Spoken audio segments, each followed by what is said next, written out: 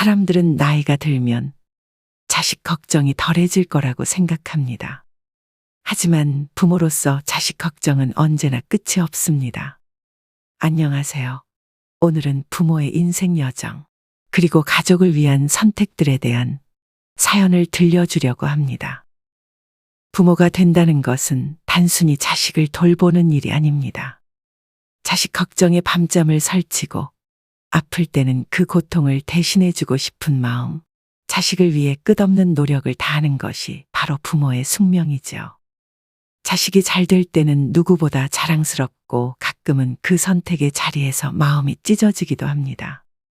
하지만 그 모든 걸 감수하면서도 자식을 향한 사랑 하나로 일어섭니다. 오늘 영상에서는 자식을 위한 선택으로 일궈낸 사연을 담았습니다. 오랜 세월 쌓아온 인생의 무게와 누구도 폄하할 수 없는 우리의 노력, 그리고 가족을 위해 걸어온 길이야말로 가장 자랑스러운 우리의 자산 아닐까요? 오늘의 사연이 여러분께 따뜻한 위로와 공감을 전할 수 있기를 바라며 끝까지 함께 해주세요. 제가 20살이었을 때 남편 준호와 처음 만났습니다. 지금도 그때를 생각하면 마음 한구석이 따뜻해집니다.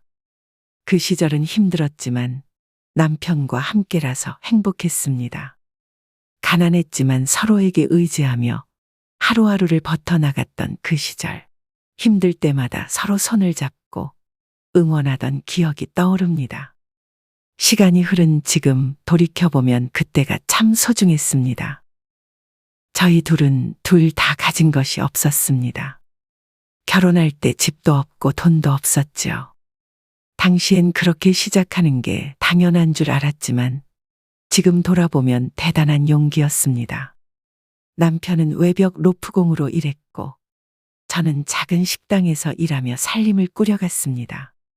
하루 벌어 하루 사는 형편이었지만 둘이 함께라서 외롭지 않았습니다. 남편은 위험한 일을 하면서도 저를 위해서라면 뭐든지 할 수 있다고 말하곤 했습니다. 매일 아침 출근할 때마다 그는 저에게 웃으며 말했죠. 걱정 마. 오늘도 무사히 다녀올게. 그 말에 얼마나 안심이 되었는지 모릅니다. 남편은 제게 늘 미안해하면서도 최선을 다해 가족을 위해 일했습니다. 그런 그의 모습을 볼 때마다 저는 마음이 든든했습니다. 특히 기억에 남는 건 우리가 처음 아파트에 들어갔을 때입니다. 그것도 남편이 외벽 로프공으로 한 달에 1,000만 원 넘게 벌던 시절이었죠. 그때도 경제적으로 여유가 있진 않았지만 남편의 일 덕분에 작은 아파트를 하나 장만하게 되었습니다. 그날 남편과 함께 아파트 문을 열고 들어서던 순간이 아직도 생생합니다. 비록 작은 아파트였지만 우리 가족만의 공간이 생겼다는 사실에 마음이 벅찼습니다. 우리는 둘이서 이제 우리 집이 생겼다. 손을 맞잡고 웃으며 기뻐했습니다. 그러나 행복했던 시절이라고 해서 어려움이 없었던 것은 아닙니다. 남편의 일은 항상 위험했고 저는 남편이 일을 나갈 때마다 불안함에 떨었습니다. 특히 비 오는 날이면 남편이 로프를 타고 외벽을 오르내릴 때 혹시라도 사고가 나지 않을까 걱정했습니다. 남편도 그 사실을 알고 있었지만 저를 안심시키려 일부러 밝게 행동했습니다. 옥상제님 약 올리고 올게. 남편은 늘 이렇게 농담을 하며 제 걱정을 덜어주려고 했습니다. 하지만 저는 속으로 늘 두려워했습니다. 그러던 어느 날 남편이 저에게 말했습니다. 이제 20년만 채우고 줄타는 일 그만할게. 더 이상 고생시키지 않겠다고 약속할게. 그 말을 들었을 때 저는 그저 고맙고 안심이 되었습니다. 우리 둘 다 중졸로 가방끈이 짧았고 가진 것도 없었지만 남편과 함께하는 삶이었기에 버틸 수 있었습니다. 그는 항상 제게 고생시켜서 미안하다. 말했지만 저는 남편 덕분에 하루하루가 행복했습니다. 그때의 어려움과 불안 속에서도 우리는 서로에게 위로가 되었습니다. 남편이 출근할 때마다 저도 힘을 내서 살림을 하고 아이들을 돌보았습니다. 우리 둘은 그저 서로를 바라보며 하루하루를 버텨나갔습니다. 물론 돈도 벌고 집도 마련했지만 그보다 중요한 것은 함께였다는 사실입니다. 남편과 함께 웃고 울며 지낸 그 시절이 지나고 나니 참으로 소중한 추억으로 남았습니다. 남편이 떠난 지 벌써 몇 년이 지났지만 그때 함께했던 시간들은 제 삶의 큰 위로입니다. 남편과 함께라서 행복했던 그 시절, 비록 힘들고 어려웠어도 우리는 서로를 위해 살아갔습니다. 가난했지만 그때가 참 행복했던 이유는 돈이 아닌 사랑과 의지가 있었기 때문입니다. 이제는 세월이 많이 흘렀고 아이들도 다 자랐지만 그때의 우리는 누구보다 행복했습니다. 그 시절을 생각하면 아직도 마음 한구석에서 따뜻함이 전해져 옵니다. 힘들었지만 남편과 함께했던 모든 순간이 저에게는 소중한 보물이었습니다. 사람들은 시간이 지나면 상처가 아물 거라고 말합니다. 하지만 사랑하는 사람을 잃은 슬픔은 시간이 지나도 쉬이 아물지 않습니다. 저도 남편을 잃고 나서야 비로소 그 말이 얼마나 무색한지 알게 되었습니다. 시간이 흐르긴 했지만 그 상처는 아직도 제 마음속에 남아 있습니다. 남편 준호는 제 인생의 반쪽이었습니다. 우리는 결혼한 지 30년이 넘도록 서로를 위해 살아왔습니다. 가난한 시작이었지만 함께라서 모든 것이 가능할 것 같았습니다. 그러던 어느 날 남편이 갑작스럽게 세상을 떠났습니다. 그 순간 제 세계도 함께 무너지는 듯했습니다. 그날은 평범한 하루였습니다. 남편은 늘 그렇듯 아침에 출근하며 저에게 미소를 지었고 오늘도 무사히 다녀올게. 라고 말했습니다. 그 말을 듣고 저는 그저 평소처럼 알겠어. 조심해. 라고 대답했죠. 그날도 남편은 외벽에서 로프를 타고 일하고 있었습니다. 그런데 그날 오후 믿을 수 없는 소식이 전해졌습니다. 남편이 작업 도중 사고로 추락했다는 것이었습니다. 그 소식을 듣고 저는 정신이 아득해졌습니다. 그저 거짓말이길 바랐습니다. 설마 우리 남편이 그런 일이 있을 리 없어. 라고 생각했지만 현실은 너무나도 잔혹했습니다. 병원에 도착했을 때 남편은 이미 숨을 거둔 상태였습니다. 의사 선생님이 저에게 미안합니다. 라는 말을 건넸을 때 저는 모든 것이 멈춘 듯한 기분이었습니다. 그 순간이 지나고 나니 현실이 더 두려워졌습니다. 사랑하는 사람을 잃고 나니 세상이 너무나도 텅 빈 느낌이었습니다. 남편과 함께했던 모든 순간들이 머릿속을 스쳐 지나갔습니다. 그가 매일 아침 나가면서 저에게 웃어주던 모습, 일터에서 고생하던 그의 손, 그리고 저를 위해 항상 먼저 다가와주던 그의 마음. 이제 그 모든 것이 사라졌다는 사실이 믿기지 않았습니다. 남편은 평생을 가족을 위해 헌신했던 사람이었습니다. 비록 가난하고 위험한 일을 했지만 저와 아이들을 위해 그 어떤 어려움도 마다하지 않았습니다. 저를 위해 고생시키는 게 미안하다면서도 그는 언제나 밝게 웃으며 하루를 시작했습니다. 그런데 그런 사람이 이제 제 곁에 없다는 사실은 감당하기 어려운 고통이었습니다.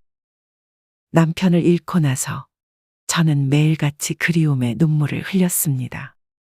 식탁에 앉아도, 거실에 있어도, 침대에 누워 있어도 그가 없다는 사실이 제게 너무나도 뚜렷하게 다가왔습니다. 집안 곳곳에 그의 흔적이 남아 있었습니다. 제가 닦아 놓은 그릇 위에 묻은 그의 손자국, 우리가 함께 고른 커튼, 그리고 그가 손수 고쳐놓은 가구들까지. 모든 것이 남편의 흔적이었고 그 흔적들은 저를 더욱 외롭게 만들었습니다. 남편이 떠난 후 저는 한동안 밖에 나가는 것도 두려웠습니다. 세상은 계속 돌아가고 있는데 저만 멈춰 있는 듯한 기분이었기 때문입니다. 시간이 흐르면서도 그 슬픔은 사라지지 않았습니다. 하지만 그렇다고 제가 남편을 잊고 싶지도 않았습니다. 남편은 제게 소중한 존재였고 그와의 추억은 저의 삶에서 가장 빛나는 부분이었기 때문입니다. 가끔은 남편이 꿈에 나타나기도 했습니다.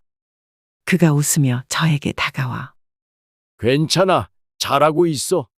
라고 말해주는 꿈이었죠. 꿈에서 깨어나면 다시 현실로 돌아와 남편이 없다는 사실에 눈물이 나기도 했습니다. 하지만 그 꿈에서조차도 남편은 저에게 큰 위로가 되었습니다. 그는 제게 아직도 힘이 되어주는 존재였습니다. 남편이 떠난 지 몇 년이 지났지만 그의 빈자리는 여전히 제 삶에서 큽니다. 남편과 함께했던 시간이 제게 얼마나 큰 힘이 되었는지, 그리고 그와 함께 지낸 모든 순간들이 얼마나 소중했는지 매일 깨닫습니다. 비록 지금은 남편이 제 곁에 없지만 그와 함께했던 추억과 그의 사랑은 여전히 제 마음속에 남아 있습니다. 이제 저는 남편과의 추억을 떠올리며 하루하루를 살아갑니다. 그가 제게 보여준 사랑과 헌신은 제가 남은 삶을 살아가는데 큰 힘이 됩니다. 사람들은 시간이 지나면 슬픔도 사라질 거라고 말하지만 저는 그 슬픔을 애써 지우려고 하지 않습니다. 남편과 함께했던 그 시간들은 제 삶의 가장 소중한 부분이었고 그 슬픔조차도 저의 일부가 되었기 때문입니다. 부모에게 가장 큰 고통은 자식이 아프다는 소식을 듣는 순간입니다. 아무리 세월이 지나고 나이가 들어도 자식이 아프면 부모의 마음은 한없이 무너져 내립니다. 저도 그랬습니다. 제 딸 혜진이 갑작스러운 병에 걸렸을 때 저는 세상이 무너지는 듯한 충격을 받았습니다. 사랑하는 자식이 고통 속에 있는 모습을 지켜보는 일만큼 힘든 일이 또 있을까요? 혜진이 백혈병 진단을 받은 날을 아직도 잊지 못합니다. 처음에는 감기처럼 가벼운 증상으로 시작했습니다. 그저 몸살인 줄 알았는데 시간이 지나도 나아지지 않았습니다. 병원에서 정밀 검사를 받으라고 했을 때만 해도 대수롭지 않게 생각했습니다. 하지만 그 결과가 나오고 의사 선생님이 백혈병입니다. 라는 말을 건넸을 때 저는 그 자리에 주저앉고 말았습니다. 백혈병이라니요? 제 딸이 그런 병에 걸리다니 믿기지 않았습니다. 혜진은 아직 25살 꽃다운 나이였습니다. 모든 것이 이제 막 시작되려던 참이었는데 병마가 그 앞길을 가로막은 겁니다. 저는 그 소식을 듣고 도저히 현실을 받아들일 수 없었습니다. 그저 아니에요. 잘못된 진단일 거예요. 라고 말하고 싶었지만 그럴 수가 없었습니다. 현실은 너무나도 냉정했습니다. 그 후로 혜진은 곧바로 항암 치료를 시작했습니다. 저는 혜진의 옆에서 그 과정을 지켜보며 마음이 무너졌습니다. 딸의 고통스러운 표정을 볼 때마다 저도 가슴이 찢어질 것 같았습니다. 혜진은 항암 치료로 머리카락이 빠지고 몸은 점점 쇠약해졌습니다. 제가 해줄 수 있는 건 그저 옆에서 손을 잡고 괜찮을 거야. 라고 말해주는 것뿐이었습니다. 그러나 제 안에서는 계속해서 정말 괜찮을까? 라는 불안감이 커졌습니다. 항암 치료를 받는 동안 혜진은 힘겨워했지만 저에게는 강한 모습을 보이려 했습니다. 엄마, 나 괜찮아. 잘 이겨낼 거야.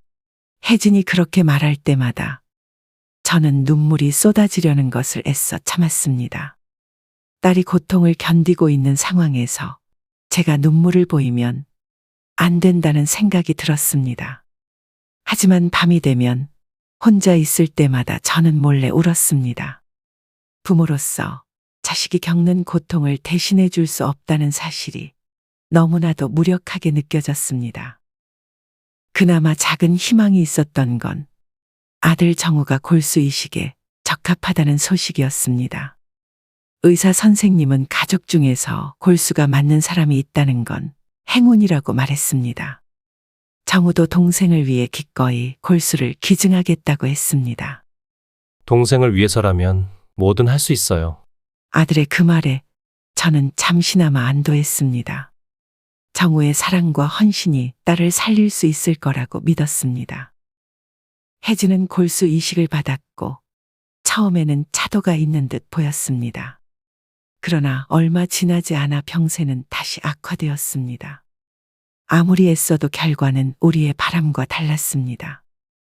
혜진은 다시 병원에 입원했고 그때부터는 거의 매일 병원에 있었습니다. 침대에 누워있는 딸의 모습을 볼 때마다 제 마음은 무너져 내렸습니다. 혜진이 얼마나 고통스러웠을지 그 마음을 알 수 없었지만 저는 그저 딸이 하루빨리 나아지길 기도했습니다. 그러나 기도만으로는 모든 것이 해결되지 않았습니다. 결국 혜진은 병을 이기지 못하고 세상을 떠났습니다. 그 순간 저는 그동안 쌓아왔던 모든 희망이 산산이 부서지는 것 같았습니다.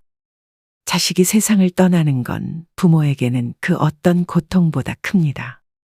혜진을 떠나보낸 후 저는 한동안 그 슬픔에서 벗어나지 못했습니다. 매일같이 눈물을 흘렸고 마음의 한 구석이 텅 빈 듯한 기분이었습니다. 자식이 아프면 부모의 마음도 함께 무너집니다. 아무리 강한 마음을 먹어도 자식이 겪는 고통을 대신할 수 없다는 사실이 너무나도 가슴 아팠습니다. 저는 혜진을 살리고 싶었지만 결국 아무것도 할 수 없었습니다. 그저 딸이 아프지 않았으면 조금이라도 덜 고통스러웠으면 하는 마음뿐이었습니다. 그러나 그 모든 바람은 이루어지지 않았습니다. 지금도 가끔 혜진의 사진을 보며 그때의 기억이 떠오릅니다. 딸이 미소를 짓고 있던 모습, 힘든 상황 속에서도 저를 안심시키려 했던 그 강인한 마음. 그 모습을 기억하면서도 딸이 더 오래 살았으면 얼마나 좋았을까 하는 생각이 머릿속을 떠나지 않습니다. 부모로서 자식이 아프다는 사실은 그 자체로 참을 수 없는 고통입니다. 자식을 향한 사랑만큼 그 걱정과 슬픔도 크기 마련입니다. 자식을 아프게 한 병마가 너무나도 원망스럽습니다. 하지만 저는 혜진을 떠올리며 오늘도 살아갑니다. 그녀는 짧은 인생을 살았지만 그 안에서 누구보다도 강하게 버텼습니다. 자식이 아프면 부모의 마음도 함께 아프지만 그럼에도 불구하고 우리는 그 고통을 견뎌내며 살아가야 합니다. 그것이 부모의 숙명이기 때문입니다. 딸을 잃은 후 저는 삶이 멈춘 것 같았습니다. 아침에 눈을 뜨는 것이 고통이었고 아무것도 할 수 없었습니다. 혜진이 떠나고 집안 곳곳에서 그녀의 흔적이 보였습니다. 그녀가 좋아하던 책, 쓰다 남긴 노트, 벽에 걸린 가족 사진. 모든 것이 저를 혜진과 연결시켰고 그로 인해 더 깊은 상실감을 느꼈습니다. 딸을 잃은 후의 시간은 마치 무색한 안개 속을 걷는 기분이었습니다. 그런 저를 붙잡아준 것은 아들 정우였습니다. 정우는 자신도 동생을 잃은 슬픔 속에 있었지만 저를 위로하며 씩씩하게 지냈습니다. 엄마, 혜진이도 하늘에서 우리를 보고 있을 거예요. 그러니까 너무 슬퍼하지 마세요. 정우의 그 한마디는 제게 큰 위로가 되었습니다. 하지만 처음에는 그 말도 귀에 잘 들어오지 않았습니다. 딸을 잃은 슬픔이 너무 커서 그 어떤 위로도 마음에 와닿지 않았습니다. 그러나 시간이 지나면서 저는 정우의 존재가 얼마나 큰 힘이 되는지 깨달았습니다.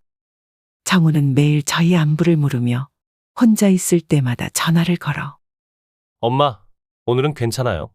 라고 물었습니다. 그저 작은 말 한마디였지만 그 질문은 제게 큰 힘이 되었습니다. 내가 이렇게 슬픔에 잠겨 있어도 남은 자식이 나를 필요로 한다는 사실을 깨달았기 때문입니다. 어느 날 정우가 저에게 말했습니다. 엄마, 혜진이가 없다고 해서 우리 가족이 무너질 순 없잖아요. 우리가 더 단단해져야 혜진이도 기뻐할 거예요. 그 말을 듣는 순간 저는 그동안 제가 너무 슬픔에만 빠져 있었다는 것을 깨달았습니다. 정우는 이미 자신 나름대로 혜진의 죽음을 받아들이며 남은 가족을 위해 자신을 다잡고 있었던 겁니다. 그런데 정작 저는 그 슬픔에서 헤어나오지 못하고 있었던 것이지요. 정우의 말을 듣고 저는 다시 한번 힘을 내보기로 결심했습니다. 혜진은 떠났지만 남은 아들이 저를 지켜주고 있었으니 저도 그를 위해 다시 일어서야 한다고 생각했습니다. 부모로서 자식을 모두 잃은 것은 아니었습니다. 저는 여전히 정우를 위해 살아가야 했습니다. 그때부터 저는 정우와 함께 하루하루를 버티기 시작했습니다. 정우와 함께한 작은 대화들, 그가 웃으며 하는 이야기들은 저를 다시 삶으로 이끌어 주었습니다. 정우는 자신의 슬픔을 저에게 드러내지 않으려 노력했습니다. 가끔은 저를 위로하려고 일부러 밝은 목소리로 전화를 걸기도 했고, 짧은 시간이라도 함께 시간을 보내기 위해 노력했습니다. 그의 이런 모습에 저는 다시 한번 힘을 얻었습니다. 엄마, 힘내세요. 우리 같이 잘 이겨낼 수 있어요. 이 말은 제 마음에 깊이 박혔고 그 말 하나로도 저는 살아갈 이유를 찾게 되었습니다. 정우가 없었다면 저는 지금처럼 다시 일어설 수 없었을 것입니다. 혜진을 잃고 나서 제 삶에 많은 것이 변했지만 남은 아들이 저를 다시 삶의 자리로 불러주었습니다. 정우의 존재는 제게 큰 위로와 힘이 되었습니다. 부모로서 자식을 먼저 떠나보낸 슬픔은 평생 치유되지 않겠지만 남은 자식을 통해 저는 다시 살아갈 이유를 찾았습니다. 이제는 매일 아침 정우의 안부를 물으며 하루를 시작합니다. 정우도 결혼을 해서 손주를 보게 되었고 이제는 그 아이를 보며 마음의 평화를 찾고 있습니다. 남은 자식은 제게 살아가는 이유가 되었고 제가 앞으로도 계속 버텨나갈 힘이 되어주고 있습니다. 그 아이들이 저를 지탱해주는 기둥이자 삶을 살아가게 만든 원동력입니다. 나이가 들면 인생이 조금은 가벼워질 거라고 생각했었습니다. 아이들도 다 자라고 이제는 노후를 편안히 보낼 수 있을 거라고 믿었습니다. 그러나 막상 나이가 들고 보니 삶의 무게는 나이가 들어도 결코 가벼워지지 않는다는 것을 깨닫습니다. 오히려 그 무게는 더욱 무겁게 다가왔습니다. 가족을 위한 책임감, 경제적인 걱정, 그리고 혼자가 된 이후의 외로움까지 모든 것이 한꺼번에 밀려왔습니다. 남편을 잃고 난 후 저는 생계를 유지하기 위해 병원에서 청소 일을 시작했습니다. 사실 남편이 남긴 돈이 있었기에 꼭 일을 하지 않아도 되었지만 저는 제 삶의 무게를 스스로 짊어져야 한다는 생각에 일을 택했습니다. 남편이 그토록 고생하며 벌어온 돈을 그냥 편하게만 쓰는 게 마음에 걸리기도 했고 또 한편으로는 혼자만의 시간을 보내는 것이 두려웠습니다. 일하지 않으면 세상과의 연결이 끊어지는 것만 같았거든요. 그래서 저는 매일 아침 일찍 병원에 출근합니다. 청소 일을 하면서 저는 병원의 복도를 오가며 수많은 사람들을 만납니다. 특히 병원이라는 공간은 사람의 희로애락이 모두 담겨 있는 곳입니다. 아프고 고통스러운 사람들을 볼 때면 저 역시 마음이 무겁습니다. 그 중에서도 어린 환자들을 보면 제 딸 혜진이 생각나 눈시울이 뜨거워지곤 합니다. 혜진도 병과 싸웠지만 끝내 이기지 못하고 세상을 떠났습니다. 그런 아이들을 볼 때마다 저는 그 아이들과 그들의 부모가 겪고 있을 고통이 남의 일처럼 느껴지지 않습니다. 이렇게 병원에서 일하면서 매일 무겁고 힘든 마음을 마주합니다. 하지만 이상하게도 그 무게가 저를 더 단단하게 만들어주는 것 같습니다. 처음에는 매일 일하는 것이 고되고 육체적으로도 피곤했지만 시간이 지나면서 오히려 그 무게 덕분에 저는 더 강해졌습니다. 일이 저를 지탱해주는 힘이 된 것이죠. 일을 하면서 느끼는 삶의 무게는 단지 노동의 무게만이 아닙니다. 제게는 여전히 남아있는 자식에 대한 걱정 그리고 손주들을 돌봐야 할 책임감도 있습니다. 노후라고 해서 삶의 무게가 줄어드는 것이 아니라 오히려 가족을 위한 마음이 더 커지며 그 무게는 더 늘어나는 것 같습니다. 손주들의 미래는 어떻게 될지, 아들 정우가 잘 살고 있는지, 이런 생각들은 늘 저를 짓누릅니다. 또한 나이가 들수록 건강도 문제입니다. 일을 하면서도 가끔은 몸이 무겁고 예전 같지 않다는 걸 느낍니다. 그래도 저는 아직 제 몸을 움직일 수 있고 제 손으로 일을 할 수 있다는 사실에 감사하며 살아갑니다. 나이가 들었다고 해서 삶이 가벼워지는 것이 아니라는 것을 받아들이기까지는 꽤 오랜 시간이 걸렸습니다. 하지만 이제는 그 무게를 인정하고 그 안에서 제 나름대로의 삶을 꾸려나가고 있습니다. 병원에서 청소를 하면서 만나는 사람들 중에는 저를 무시하는 사람들도 있습니다. 병원의 환자나 보호자들 중에는 청소부를 하찮게 여기는 사람들이 있죠. 처음에는 그런 무시에 상처를 받기도 했습니다. 저도 제 나름대로 열심히 일하며 살아가고 있는데 왜 그리 차가운 시선을 받아야 하는지 억울하기도 했습니다. 하지만 곧 깨달았습니다. 남들이 나를 어떻게 보든 내가 내 삶을 어떻게 살아가는지가 더 중요하다는 사실을요.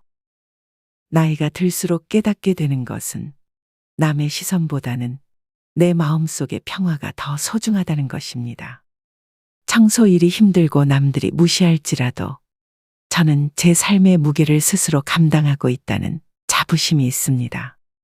남편이 떠나고 혼자가 되었지만 저는 여전히 이 세상에 남아 제 역할을 하고 있습니다. 제가 병원에서 일하며 얻은 수입은 손주들의 교육비나 필요한 곳에 보태고 나름대로 가정을 지탱하는 기둥이 되어줍니다. 그리고 또 하나 중요한 사실을 깨달았습니다. 삶의 무게가 결코 나 혼자만 짊어지고 있는 것이 아니라는 점입니다. 내 주위에는 나를 도와주는 가족, 친구, 그리고 때로는 낯선 사람들의 작은 친절이 있습니다. 저는 매일 병원에서 작은 인사 한마디, 간호사들이 건네는 따뜻한 말 한마디에도 힘을 얻습니다. 그들의 작은 배려가 제 하루를 밝게 만들어주고 제 삶의 무게를 조금 덜어주기도 합니다.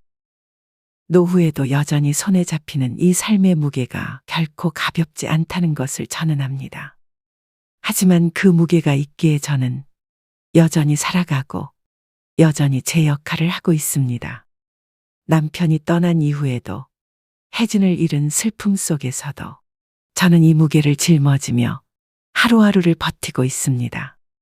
그 무게가 저를 살아가게 만드는 힘이자 저를 단단하게 지탱해주는 이유이기도 합니다. 이제는 이 무게가 저에게 두렵지 않습니다. 삶의 무게는 결코 가볍지 않지만 그 안에서 저는 제 나름의 길을 찾아가고 있습니다. 나이가 들었지만 저는 여전히 삶을 살아가고 있고 그 무게를 견뎌낼 수 있는 힘도 가지고 있습니다. 그리고 그 힘이 있기에 저는 오늘도 병원으로 향합니다. 여전히 손에 잡히는 이 무게를 느끼며 오늘도 하루를 시작합니다. 부모로서 자식을 키우는 과정은 늘 걱정과 불안의 연속이었습니다. 어릴 적부터 그들이 잘 자라주기만을 바랐고 건강하고 좋은 길을 걷기를 기도했습니다. 그리고 시간이 흘러 그 자식들이 성공한 모습을 보면 부모로서 느끼는 감정은 무엇보다 자랑스러운 것이죠. 저 역시 제 아들 정우가 의사가 되어 성공한 모습을 볼 때마다 가슴속 깊이 뿌듯함과 자부심이 느껴집니다. 하지만 그 성공이 있기까지의 길은 결코 쉬운 것이 아니었습니다.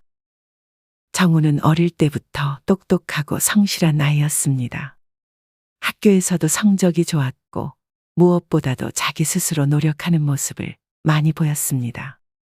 그 모습을 보며 저는 늘 자랑스럽게 생각했지만 한편으로는 그 노력이 헛되지 않길 바라는 마음이 간절했습니다. 아무리 열심히 해도 세상이란 것이 언제나 공정하지는 않으니까요. 그래서 정우가 원하는 길을 걷는 동안 저는 그저 그가 원하는 목표를 이룰 수 있도록 묵묵히 지원했습니다. 정우가 의대를 가겠다고 했을 때 저는 마음 한편으로 걱정이 앞섰습니다. 의사의 길은 쉽지 않은 길이고 공부도 오래 해야 하며 나중에 겪을 어려움도 많을 거라는 것을 알고 있었기 때문입니다. 하지만 정우는 결코 포기하지 않았습니다. 자신의 목표를 이루기 위해 밤낮 없이 공부했고 그 과정에서 좌절도 겪었지만 한 번도 뒤로 물러서지 않았습니다. 그런 정우의 모습을 보면서 저는 그저 묵묵히 그를 응원할 수밖에 없었습니다. 정우가 대학에 진학하고 나서도 저는 늘 걱정스러웠습니다. 매일 밤 늦게까지 공부하는 아들을 보며 혹시 몸이 상하는 건 아닐까? 하는 불안함이 머릿속을 떠나지 않았습니다. 부모란 늘 자식이 잘해내길 바라면서도 그 과정에서 겪는 어려움을 대신 겪어주고 싶은 마음이 듭니다. 그때마다 저는 그저 아들에게 너무 무리하지 마라. 라는 말밖에 할 수 없었습니다. 하지만 정우는 언제나 괜찮아요. 제가 좋아서 하는 거니까 걱정 마세요. 라고 말하며 저를 안심시키곤 했습니다. 그런 정우가 의사로서 첫 발을 내디뎠을 때 저는 말로 표현할 수 없을 정도로 기뻤습니다. 그동안의 노력과 희생이 결실을 맺는 순간이었으니까요. 정우가 힘든 길을 선택했지만 그 길을 묵묵히 걸어가며 자신의 꿈을 이루어낸 것이 제게는 무엇보다 자랑스러웠습니다. 의사로서 첫 발을 내디딘 날, 정우는 환하게 웃으며 저에게 말했습니다. 엄마, 이제 저도 다 컸죠? 그 순간 저는 눈물이 날 정도로 기뻤습니다. 아들이 그토록 원하던 꿈을 이루었다는 사실이 믿기지 않았습니다. 정우는 늘 저에게 말했습니다. 엄마, 제가 이렇게 성공할 수 있었던 건 다 엄마 덕분이에요. 어렸을 때부터 엄마가 저를 믿어주고 지지해 주셔서 제가 여기까지 올 수 있었어요. 그 말을 들을 때마다 저는 마음속 깊이 감사함과 뿌듯함이 느껴졌습니다. 부모로서 자식을 위해 할 수 있는 일이 크지 않다고 느낄 때도 많았지만 정우가 저희 작은 응원과 지지가 큰 힘이 되었다고 말해주니 그동안의 모든 걱정과 수고가 보상받는 느낌이었습니다. 상견례는 결혼을 앞둔 자식들이 양가 부모님께 서로를 정식으로 소개하는 자리입니다. 이 자리는 기쁨과 설렘이 가득해야 하는 순간이지만 때로는 상처를 주고받는 자리로 변하기도 합니다. 저도 그런 상견례를 경험했습니다. 자식을 위해 기대에 찬 마음으로 참석한 상견례에서 저는 말할 수 없는 모욕과 상처를 받았습니다. 그날을 떠올리면 아직도 가슴 한구석이 아프고 쓰립니다. 제 아들 정우가 결혼을 앞두고 여자친구 수진을 만났을 때 저는 그저 기뻤습니다. 정우가 의사로서 자리 잡고 이제는 자신의 가정을 꾸릴 준비를 하고 있다는 사실이 참으로 자랑스럽고 흐뭇했습니다. 수진이도 상냥하고 예의 바른 아가씨라 생각되어서 더할 나위 없이 만족스러웠습니다. 그래서 상견례 자리가 잡혔을 때 저는 그저 축복받는 자리일 거라 기대했습니다. 서로의 가족을 처음 만나 인사를 나누고 자식들의 행복을 함께 기뻐할 자리라고 생각했으니까요. 그날 우리는 호텔에서 상견례를 하기로 했습니다. 정우와 함께 미리 도착해 자리를 잡고 수진의 부모님을 기다렸습니다. 정우는 평소와 다름없이 침착했지만 어딘가 긴장한 기색이 역력했습니다. 저도 마음 한편으로는 떨렸지만 이것은 기분 좋은 긴장이라 생각했습니다. 그러나 그때는 몰랐습니다.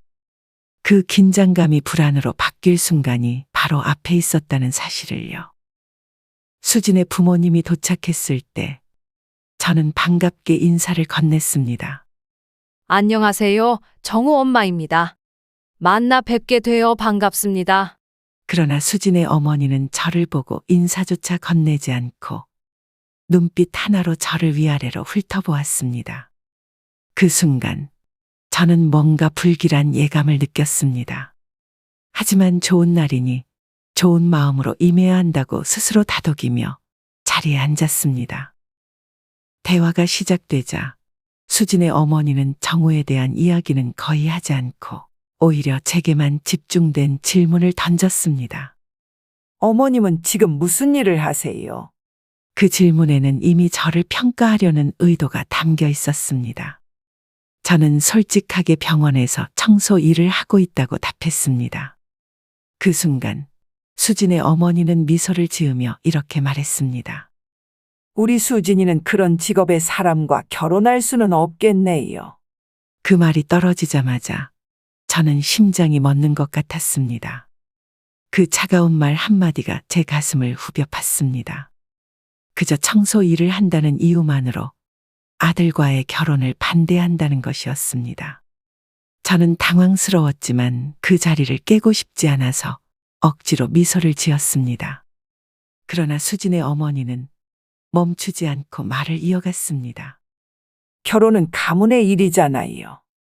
우리 수진이는 좋은 환경에서 자랐고 앞으로도 그런 사람과 함께 살아야 할 텐데 그 점을 고려하지 않으면 안 되겠지요.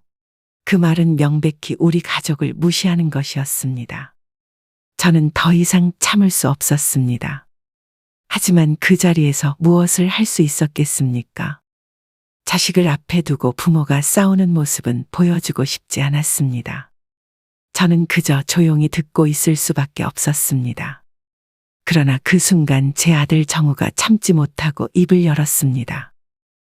저희 어머니는 평생 저와 우리 가족을 위해 헌신하며 살아오셨습니다. 어머니의 직업을 가지고 저희 결혼을 평가하지 말아주세요. 저는 어머니를 존경하고 어머니 덕분에 지금의 제가 있을 수 있었습니다. 만약 이 결혼이 어머니의 직업 때문에 깨진다면 저는 후회하지 않을 겁니다. 정우의 단호한 말에 저는 눈물이 나올 뻔했습니다. 아들이 저를 위해 그렇게까지 말해주다니 그 순간 제 마음은 복잡했습니다. 한편으로는 자랑스러웠지만 다른 한편으로는 이 상황이 그저 안타까웠습니다. 상견례가 이렇게 끝날 줄은 꿈에도 몰랐기 때문입니다. 그날 상견례는 그 자리에서 끝났습니다. 수진의 부모님은 결혼을 반대했고 아들 정우는 그 상견례 이후로 수진과의 관계를 정리했습니다. 그 상처는 저에게도 정우에게도 오래 남았습니다. 저는 그날 이후로 생각했습니다. 상견례라는 자리가 사람에게 상처를 주고받는 곳이 되어서는 안 된다고 말입니다. 부모로서 자식을 위한 자리가 되어야지 서로를 평가하고 판단하는 자리가 되어서는 안 됩니다. 지금도 그날의 상견례를 생각하면 마음이 아픕니다. 결국 아들은 새로운 사람을 만나 결혼했고 지금은 행복하게 가정을 이루고 있습니다.